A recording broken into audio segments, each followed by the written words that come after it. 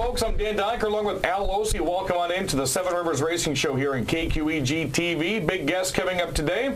Going to talk about a track opening that hasn't happened in quite a many years here in western Wisconsin. Just adding another track to the flavor of the excitement of western Wisconsin, from Fountain City down to La Crosse all the way up to the River Sand, Golden Sands up in Wisconsin Rapids. Mother Nature, again, had a stranglehold on the speedway this past weekend. I'm getting tired of that. Unfortunately, we thought it was going to snow. We saw our breath out there. The only really good thing is my genius brother, he went and bought a coffee pot for that night. Very nice. So we got one now for the hauler. Very nice. And I got a huge cup at the La Crosse Fairgrounds Speedway Saturday night because I knew it was going to be a chilly one. But, you know, believe it or not, folks, there was a point shake-up Saturday night at the La Crosse Fairgrounds Speedway. Yes, we were rained out, but the qualifying did get in. And we find ourselves with a new point leader starting this week. And it's the 2009 track champion, Jay Herbst, who has catapulted very slimly over the top of Todd Korish. Looking at Jay Herbst, he qualified with a 19.977, only driver to get under 20 seconds on Saturday night. I talked to him a couple of days ago, said he really wanted to race because he really felt he had the most hooked up and quickest car on the track. So what that finds now is he has a 1-point lead over Todd Korish. Of course, he qualified fastest. Korish qualified 12th. And Todd Korish, I think, is thanking Mother Nature for having that show rain out. Mr. Yes. Consistent was on the track, blew his motor in his car during the hot lap sessions, and then had to go up into a backup car. And we had a question this week on our Seven Rivers Racing Show website, fansarena.com/sevenriversracingshow.html. And Kyle Swenson wrote in what exactly happened to Todd Korish, resulting in him qualifying in his backup car before the race. And that brings a good point to the program, is Korish blew the motor in his 32. Paul Malem Jr. runs the number 12, which is Todd's backup car. We've seen this happen with Jay Herbst in the past. And that car, I don't think, is set up as well as the 32. Todd jumps in that car, and at La Crosse, when you talk about the points, there are no team owner, there are no car points, there's driver's points. Right, right, and that's why Todd is very lucky to have a backup car, and a lot of the guys running for points do have them. Some of them who don't have backup cars, when they do have that situation, they'll go to another team and see if they can borrow that car, and it helps that team out when they can borrow a car, because that team can possibly get a tire for the next night. They just help out with expenses. So everybody helps each other. Todd is just very fortunate. He asked what happened to his car. What actually happened was he was going down the front straightaway and he knew something was wrong. Apparently he only lost water.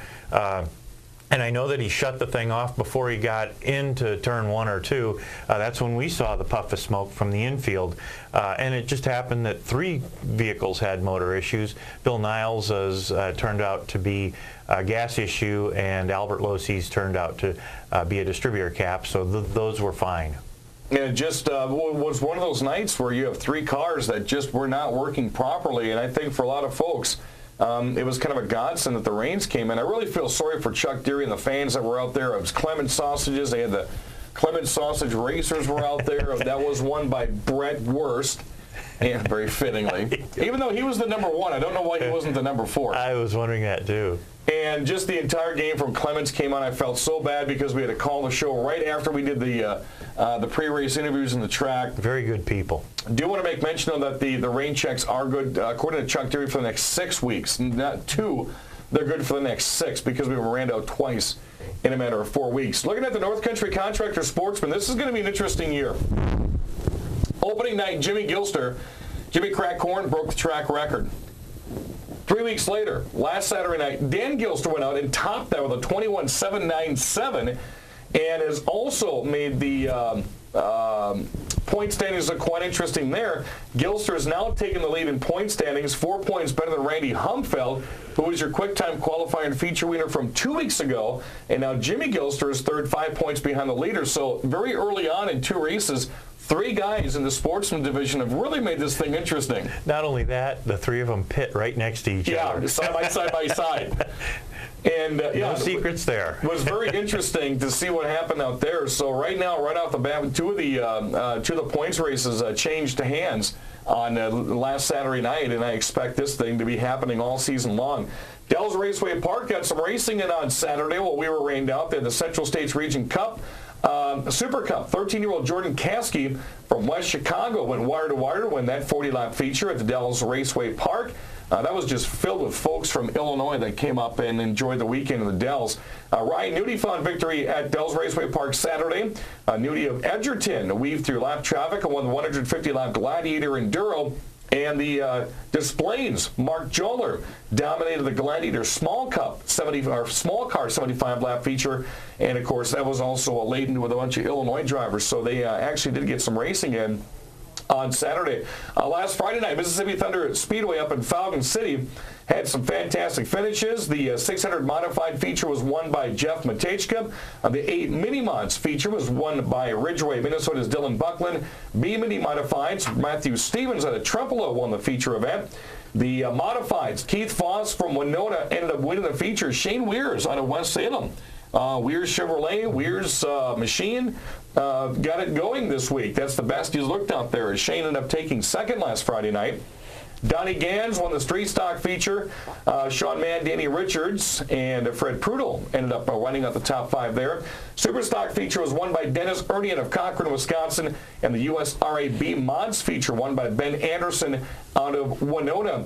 At WIR in Cook County, Tim Schendl's raced there for 11 years. He's never won until last Saturday. Congratulations, Sparta's Tim Schendl won the Skag Dixieland 100. 29 area super late models showed up.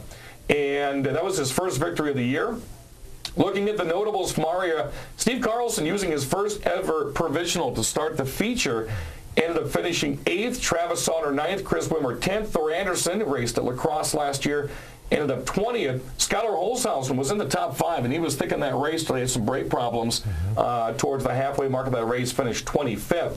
The odd dash finish results, Skylar Holshausen 6th. Fast Dash was won by Ross Kenseth, who took second in the big race. Tim Schendl took 4th. And your last chance race results, Chris Wimmer won the race, Steve Carlson 9th, Thor Anderson was in 12th. So there was some racing last weekend. Hopefully in a couple of days we get racing again here at the La Crosse Fairgrounds Speedway and a first practice at the Excalibur Speedway. Our guest, the race day race director, Greg Oliver, is going to join us in the program when we return on the Seven Rivers Racing Show here on KQEG TV.